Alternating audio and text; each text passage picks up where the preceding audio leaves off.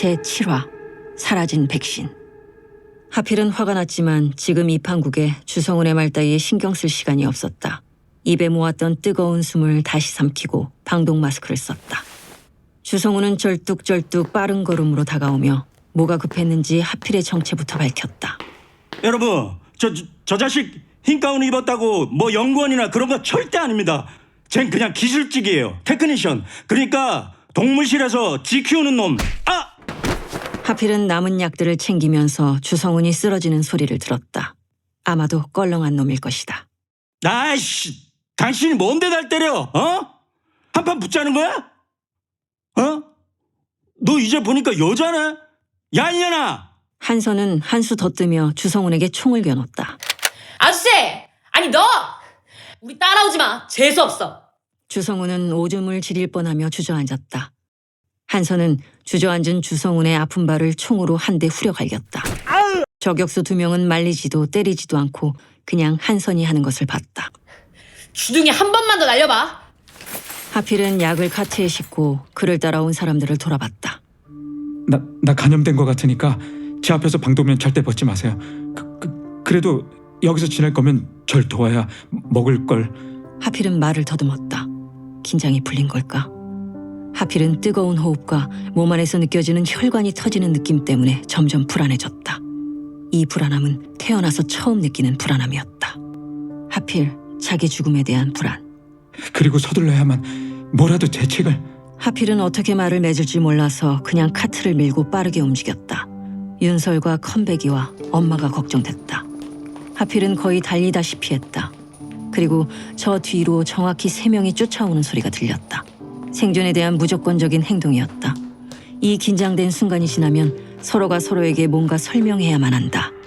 삶과 죽음 사이에 살인자와 피살자가 될 뻔한 사람들이다. 의료원 2층과 연구동 2층은 구름다리로 연결되어 있었다. 급하게 사람들이 나간 것 치고는 카트를 끌고 가기에 장애물이 하나도 없었다. 휴거.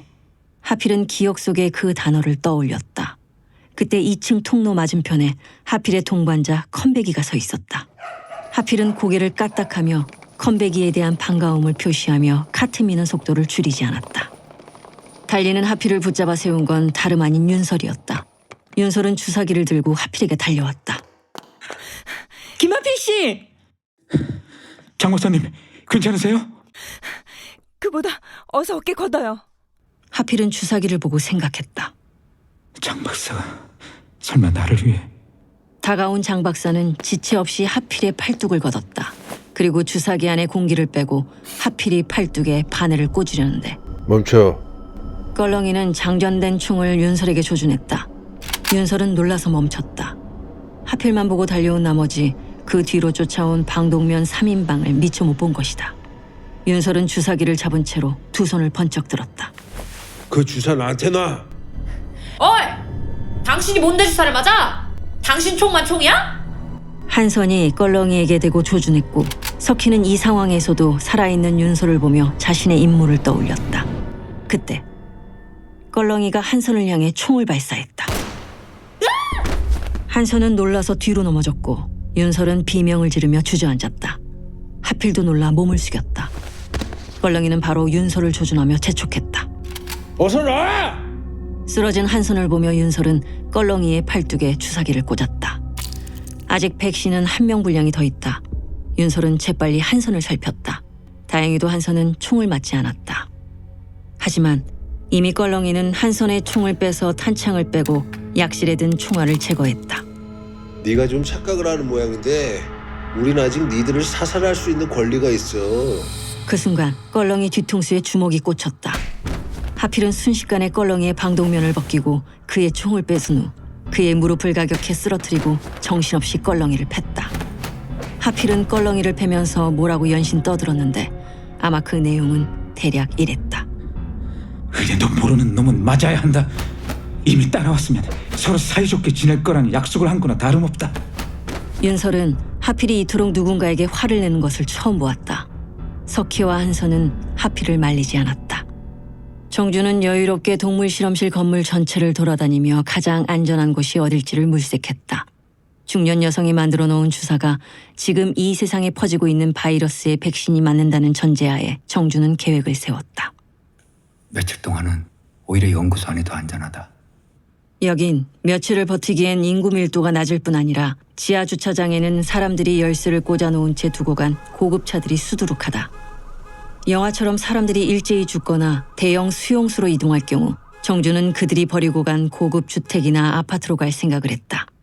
그렇게 선택받은 생존자의 기쁨을 누릴 생각을 하니 오히려 인생의 새로운 희망 같은 게 꿈틀거리는 것 같았다. 하지만 그러려면 일단 뭔가를 먹고 잘 버텨야 해. 라고 생각하는 순간 중년의 여자 연구원과 사람들이 동물 실험실 건물로 급하게 들어왔다. 정주는 갑자기 들이닥친 사람들을 보고 당황했다. 윤설은 빠르게 문을 열었다. 그리고 주사기를 찾았다. 주사기는 보이지 않았다. 석희와 한선은 하필을 부축하며 뒤따라 걸어왔다. 하필은 어느새 많이 창백해져 있었다. 하필은 아직 먹을 것을 옮기지도 못했는데. 라며 아쉬워했다. 돌이켜보니 윤설을 위해 한 거라곤 카트의 약들만 잔뜩 가져온 것이다. 분명 주사기 한 개가 더 있었는데. 윤설은 당황했다. 지금 주사를 맞지 않으면 하필은 오늘을 못 넘길 것이다. 그때 컴백이가 달려와 음압 실험실 안쪽 문을 향해 짖기 시작했다. 저 안에 누군가 있는 게 분명했다. 윤설은 그 문 쪽으로 다가섰고 석희와 한선은 들고 있던 비록 빈총이지만 그 문을 향해 겨눴다. 그리고 몇 초 후 문이 쓱 열리며 정준이 두 손을 들고 나타났다. 당신이야? 네? 주사기 말이야. 당신이냐고. 죄송합니다. 제가 그만. 그때 하필이 의식을 잃으며 쓰러졌다. 김한필 씨! 지하철역. 지하철이 멈췄다. 재난안전본부에서 마지막으로 경고 메시지를 날린 것은 1시간 전이었다. 서울 전역에 고병원성 바이러스 감염 위험지역 선포. 모든 국민들은 창문을 닫고 집 안에 머물면서 나오지 마십시오. 발열 시 즉시 119나 병원으로 연락 바랍니다. 태우는 비웃었다. 이미 각종 뉴스에는 종말 올 거라는 무서운 기사들이 쏟아지고 있는데 침착하게 집에 머물라니. 이미 동북부 지역 거리에는 도보로 서울을 벗어나려는 시민들이 줄을 지었다. 중랑천에는 고무보트가 등장했고 자전거와 전동 킥보드가 서로 부딪히고 넘어지고 하면서 여기저기 싸움이 벌어졌다. 태훈의 예상을 빗나간 건 교회였다. 태훈은 이럴 때 교회에 사람들이 모일 거라 생각했다. 하지만 상황은 정반대였다. 대형 교회들은 오히려 불도 꺼버렸다. 저녁이 되면서 보일 것 같았던 빨간색 십자가는 드문드문 작은 교회들만 그 불을 밝혔다. 그때였다. 도보로 이동하던 사람들이 핸드폰을 보다가 탄식했다. 어떤 이는 욕을 했다. 태우는 핸드폰을 꺼내봤다. 데이터 전송 속도가 평상시보다 10배는 느려져 있었다. 여기저기서 욕이 튀어나왔다. 걸음을 멈추고 어떡하지 하는 사람들이 주변에 보였다. 드디어 뉴스 화면이 떴다. 분당구청 관내로 들어오는 주요 간선도로의 차단벽 설치 시작. 성남시장, 분당구청이 세운 바리케이드, 포크레인으로 철거 명령. 경기지사, 충북지사 타 지역 주민 및 차량 탑승자의 발열 체크 의무화 결정. 태훈의 예상은 생각보다 빨리 그리고 훨씬 더 잔인하게 전개됐다. 역시 인간은 자연의 공격보다 훨씬 잔인하게 스스로를 공격해. 태훈은 남들처럼 짐을 바리바리 싸지 않고 가벼운 백팩에 물과 빵을 2개씩 넣고 집을 나섰다. 그리고 저 멀리 이 모든 사건의 진원지인 화성생물연구소와 화성의료원이 보였다. 태훈은 자신이 조사하던 프랑스인들을 떠올렸다. 그들은 자신들이 연구소를 습격했다고 인정했다. 하지만 자신들은 바이러스를 퍼뜨리기보다는 장윤설 박사가 만든 백신을 가져가려고 했다는 것이다. 태훈은 정말 장윤설 박사에게 백신이 있는 게 확실하냐고 몇 번을 물어봤다. 태훈은 그들을 유치장에 가두고 통역을 돌려보낸 후 조용히 사무실을 빠져나왔다. 선배는 태훈에게 어딜 갔느냐고 물었고 태훈은 그냥 웃음으로 답했다. 선배 역시 태훈의 그런 태도에 웃음으로 답을 하며 조용히 형사과를 빠져나갔다. 태훈의 백팩에는 리볼버 389경 한정과 실탄 30발 그리고 공포탄 20발이 들어있었다. 태훈은 집으로 전화를 걸어 백신을 구해올 테니 잘 버티고 있으라고 짧게 얘기했다. 그리고 방금 태훈 옆으로 군용 장갑차와 군인을 태운 트럭이 화성의료원 앞에서 줄줄이 빠져나가는 게 보였다. 하지만 여전히 화성의료원 앞은 서치라이트가 움직이고 있었고 3개 중대 정도가 철통 같은 감시를 하고 있었다. 윤설은 하필이 가져온 모든 의약품을 동원해서 하필을 치료하고 있었다. 윤설은 비록 바이러스 전문가지만 면허까지 있는 엄연한 약사였다.